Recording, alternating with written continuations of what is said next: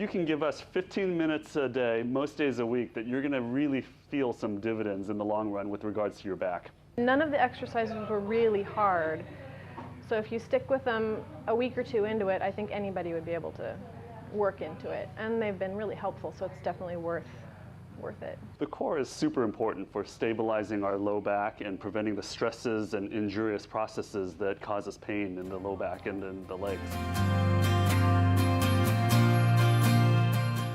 This is really great for posture, for tension in the base of the neck and the upper back. What you want to do is squeeze the shoulder blades down and back, and think about your elbows going into your back pockets. We should do this 10 times, 10 repetitions, and hold for 5 seconds. This is such a great exercise for tension in the shoulders and the upper back. One tip about this exercise is not to shrug the shoulders and hold them up. It's a stretch. While lying on the back, hold your knee and gently pull it up towards your chest. It's important to focus on drawing in the stomach, trying to keep the small of the back flat on the table or on the ground.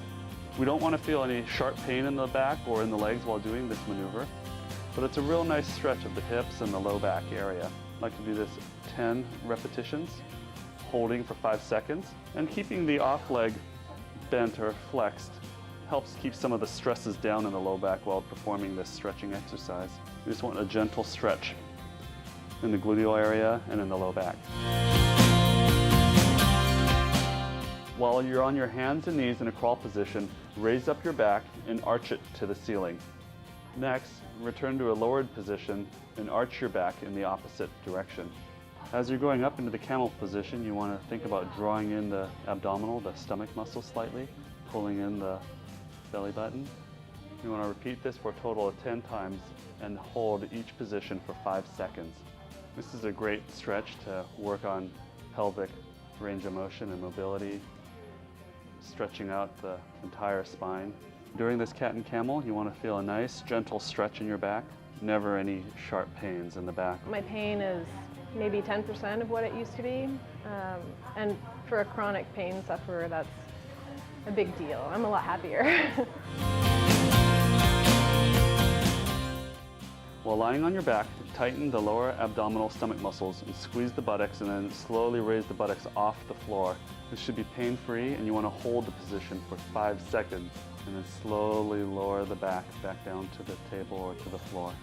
This is a really good way of tightening up the abs and gaining strength to stabilize the lumbar spine. During the lower trunk rotations, you want to lie on your back with your knees bent and gently rock the knees side to side, to the left and to the right. You don't want to be experiencing any sharp pain in the back or the legs. You want to feel a gentle stretch in the low back. You want to be doing this 10 times each side, holding for 3 to 5 seconds. During this exercise, you want to focus on keeping the shoulders down on the table or on the ground and not raising them up, keeping the upper back flat on the table while you're performing the stretch.